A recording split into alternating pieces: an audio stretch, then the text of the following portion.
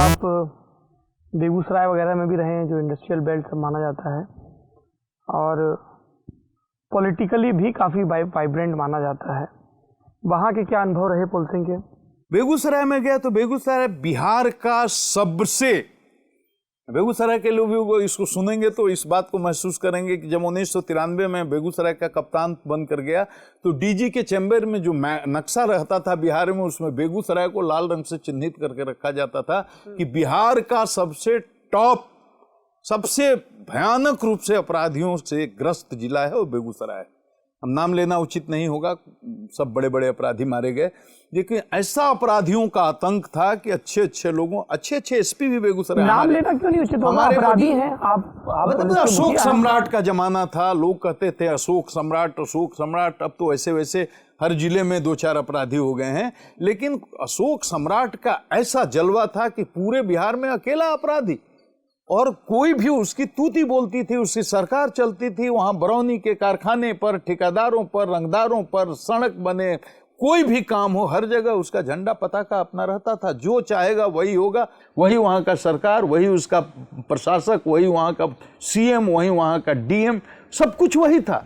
और प्रशासन ने पूरी तरह सरेंडर करके रखा था। हमारे पहले रामचंद्र खां वहाँ एसपी रहे थे, उनका नाम आज भी लेते हैं लोग दबंग एसपी के रूप में। हमारे पहले जो रहे थे उनकी बात कर रहा हूँ। हमारे पहले राजेश रंजन रहे थे जो अभी सीआईएसएफ के डीजी हैं, उनका भी एक दबंग एसपी के रूप में नाम बेगूसराय के लोग याद रखते हैं, लेकिन और उसके पहले नहीं रखते हैं। तो पूरा तरह से अपराधियों का जाल फैला हुआ था। और ये सब कोई बहादुरी की बात नहीं है, और मैंने कभी माइक पर बोला नहीं है, लेकिन आपसे मैं बोल रहा हूं।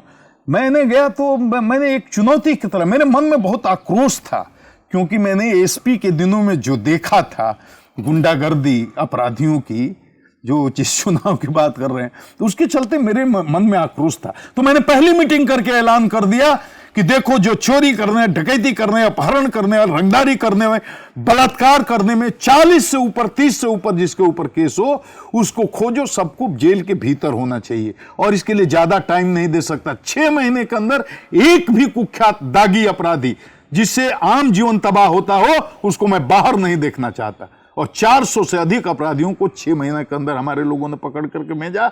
और आपको एक बात बता दूं, 42 मुठभेड़ें हुई, क्लीन मुठभेड़, कोई भी नहीं कर सकता है पकड़ के किसी को मार दिया।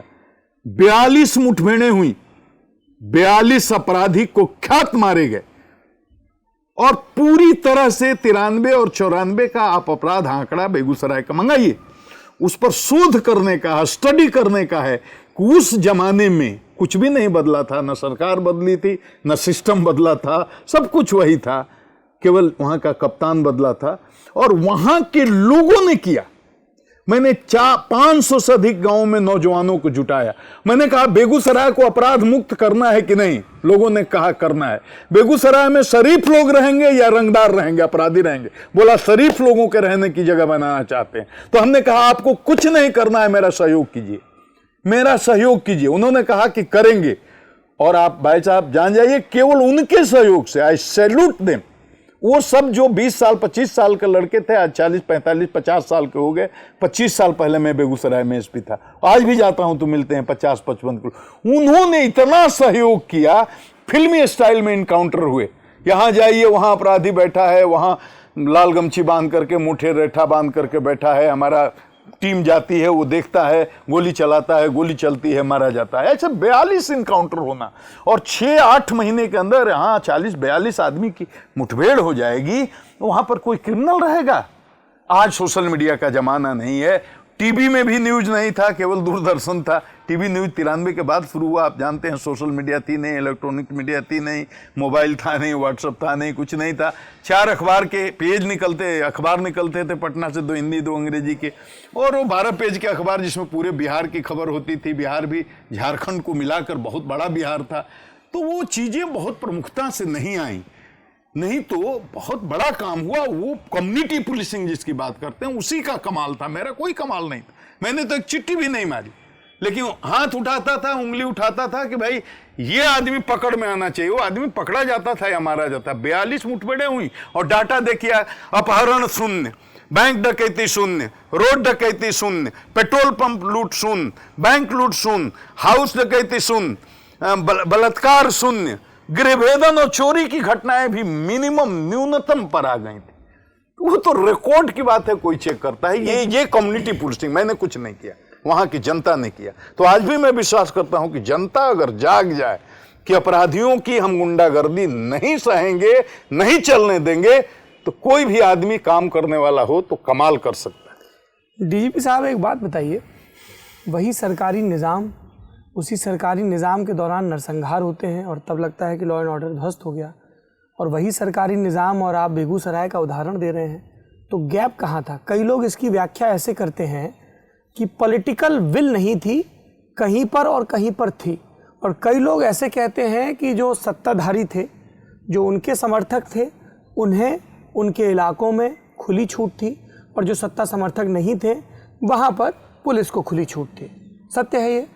अगर देखिए, वो इस पर मेरा टिप्पणी करना तो बहुत विवाद का विषय हो जाएगा। हम पर बहुत लोग ऐसे ही पॉलिटिकल कारणों से भी टिप्पणी करते रहते हैं, लेकिन पॉलिटिकल कारणों से डीजीपी साहब को लपेटे में लेते हैं। अब लेते हैं। अब बहुत लोग समझते हैं कि अब डीजी से ही मिला है। पॉलिटिकल आदमी को तो पॉलिटिकल आदमी पर टारगेट करना चाहिए। पॉलिटिकल आदमी से मैं यही बात समझाता हूं कि पॉलिटिकल आदमी को पॉलिटिकल आदमी पर टिप्पणी करनी चाहिए, डीजी पे नहीं करनी चाहिए। लेकिन वो करते हैं लोग, कोई लोग हैं, बेचैनी बौखलाहट उनको पता नहीं क्यों रहती है।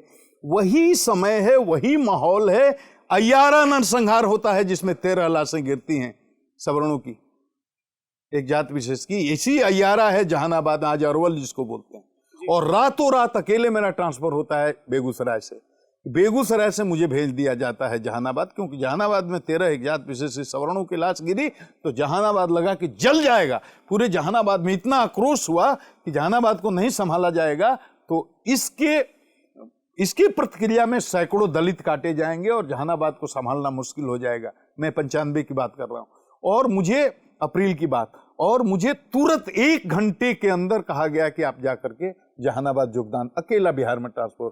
मैं जहानाबाद आया। मैंने उस वोलेटाइल सिचुएशन को किसी तरह से अपने गुडविल से लोगों के हाथ पकड़कर, पैर पकड़कर, गांव-गांव जाकर, शोषितों के गांव में गया, दलितों के गांव में गया, सवर्णों के गांव में गया। एक गांव में जहानाबाद में पूछिए, कोई ऐसा गांव का कोई ऐसा दलित हो, मुसहर हो, भांगी हो, दलित हो, सुअर के खुबार में जाकर के मैं बैठा हूं, सोया हूं, बात किया हूं लोगों से। और सवर्णों के यहां भी जाकर के, भाई ये मत होना चाहिए, अब इसको बंद करो। और साल भर रहा और जहानाबाद संभल गए, कोई घटना नहीं हुई। तो विल पावर्स अगर पदाधिकारी के पास भी हो तो बहुत कुछ अपने सीमित दायरे में किया जा सकता है। वो जो आप सवाल जहां आप हमको पहुंचाना चाह रहे हैं उस पर मेरा टिप्पणी करना उचित नहीं।